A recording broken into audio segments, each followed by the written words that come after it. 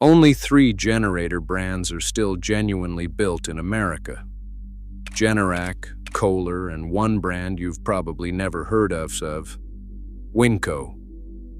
Everyone else either ships the whole machine in from overseas, bolts an imported engine onto a domestic frame and calls it American, or does what Briggs Stratton did, which was compete on price until there was nothing left to cut. On July 20th, 2020, Briggs Stratton filed for Chapter 11 bankruptcy after 112 years in business. And when a giant like that falls, it leaves the whole field wide open, so it's worth knowing exactly who's left standing. For most of the last century, Briggs Stratton was the beating heart of American small engine manufacturing. 2 men, Stephen Briggs and Harold Stratton, started the company in Milwaukee in 1908. If a machine in your garage had a pull cord, a lawnmower, a pressure washer, a portable generator, there's a good chance Briggs built the engine underneath it. At its peak, it was building millions of engines a year and employing thousands of people across the Midwest and the South. This was not a company that quietly faded. This was the name. So here's what actually killed it. Start with the market. Since 2004, the American lawn and garden market shrank by more than 33%. That's not a bad quarter. That's a third of the entire business evaporating over roughly 15 years. At the same time, the big box retailers, Home Depot, Lowe's, Walmart, used their size to squeeze suppliers on price until the profit on a small engine was paper thin. And when one of Briggs's biggest customers, Sears, collapsed into its own bankruptcy in 2018, it tore a hole in the balance sheet that never really closed. Underneath all of it sat the debt. By the end of 2019, Briggs Stratton was carrying around $581 million in net debt. A company drowning in interest payments can't invest, can't modernize, and can't wait out a bad year. So when the pandemic hit in 2020 and sales seized up, there was no cushion left. The company filed for Chapter 11, sold nearly all of its assets to a private equity firm called KPS Capital Partners for about $550 million, and handed its pension plan, the retirements thousands of workers had spent their lives earning, over to the PBGC, the federal pension insurer. 112 years of history didn't end with a bang.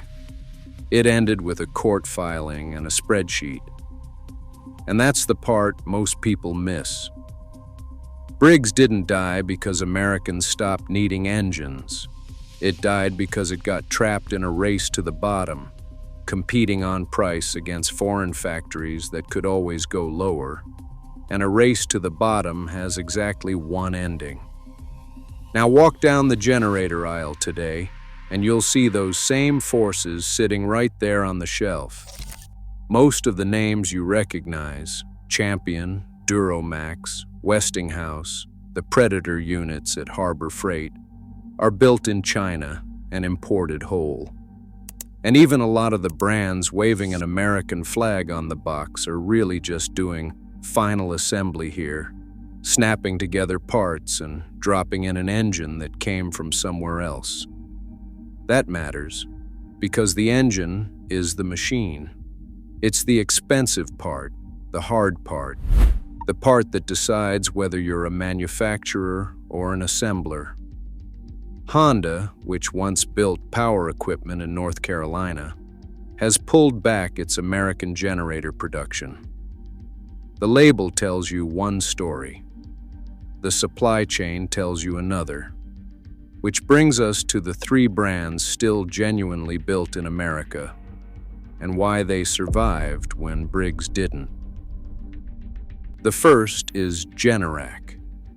If you've ever seen a home standby generator sitting in a steel box next to a house, quietly waiting for the power to go out, odds are it was a Generac. The company was founded in Wisconsin in 1959, and its flagship home standby units today, the Guardian series, are designed, engineered, and assembled right there.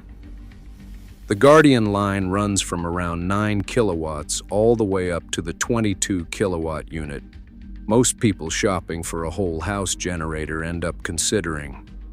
And when the power goes out, a Generac home standby comes with an automatic transfer switch that senses the outage and kicks the generator on in seconds. No extension cords, no going outside in the storm. And here's what sets it apart beyond that. The engines in those units, Generac's own G-Force and OFVI engines, are built in Wisconsin too. Generac didn't try to out-cheap the importers on commodity engines. It bet the whole company on backup power, on the idea that Americans would pay real money for a machine that keeps the lights on during a storm. And it kept the most important piece, the engine, at home. Now, I'll be straight with you. Generac's cheaper portable generators are a different story, and a lot of those use engines built in Vietnam or overseas. But the home standby line, the product the company built its reputation on, is a genuinely American-built machine, engine and all.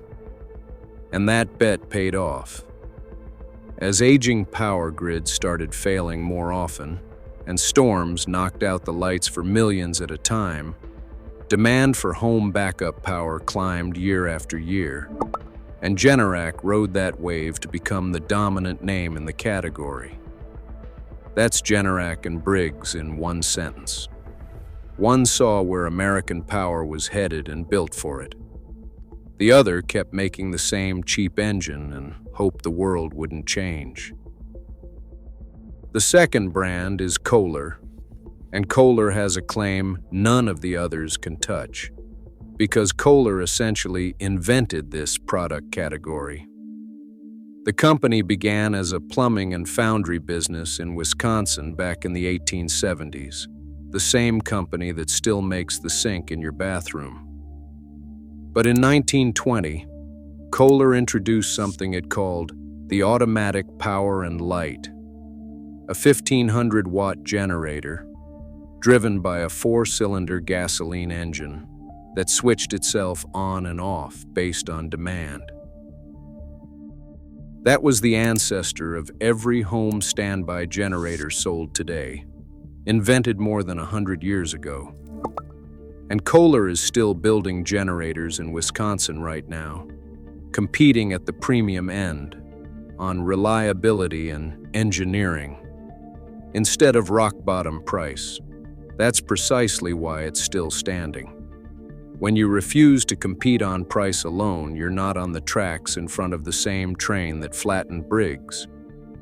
The third brand is one almost nobody outside the industry has heard of, and it might be the purest survivor of them all. It's called Winco. The story starts in 1927 when two brothers, John and Gerhard Albers, built a wind-powered generator to bring electricity to their family farm in Iowa, back when rural America still didn't have reliable power. They called it the wind charger, and it charged a battery that ran the family radio. During World War II, the company earned 5 separate Army-Navy Excellence Awards. Over the decades, the name shortened to Winco, and in 1977, the company planted itself in Le Center, Minnesota, where it still sits today. And here's the remarkable part. Every single Winco generator, portable units, home standby units, the big power takeoff machines that run off a tractor, all of it comes out of one 200,000 square foot factory in that one Minnesota town. Not most of them. All of them. The company is family owned, and it says it hasn't laid off a single employee since 1990. Across the exact same decades the rest of the industry spent chasing cheap labor around the globe, Winco just kept building, in the same building, with the same people. Now you might be shouting one name at your screen, and it's a fair one. What about Cummins? Cummins is a genuinely American company, headquartered in Columbus, Indiana, and it still builds serious power systems on American soil. But Cummins mostly lives in a different world from what we're talking about here. The heavy industrial end, the enormous units that keep hospitals, data centers, and factories running. The same space where Caterpillar competes, not the machine sitting next to your back door. So for the generator regular people actually shop for, the count really does come down to these three. So what do these three have in common? None of them tried to win the race Briggs and Stratton lost. Briggs competed on volume and price, cranking out commodity engines by the million. And the moment buyers found someone cheaper overseas, the whole model came apart. Generac, Kohler, and Winco did the opposite. They focused on backup power, a product people buy because they trust it, not because it's the cheapest thing on the shelf. They kept their engineering and their engine building at home, and they made peace with a hard truth that American-made means costing more, then built a customer base willing to pay for it. That's the real lesson buried in the Briggs and Stratton bankruptcy. Made in America didn't die because it couldn't compete. It died in the places that tried to compete on the one thing an overseas factory will always win, which is price. The survivors competed on everything else, on trust, on engineering, on the promise that the thing will start on the worst night of the year. So the next time the power goes out, and you're in a store shopping for a generator, and you see that American flag on the box, do one thing. Turn the box around and read where the engine is made. Because right now, only 3 brands honestly pass that test. And every one of them figured out the same thing Briggs learned too late. You don't beat the race to the bottom, you refuse to run it.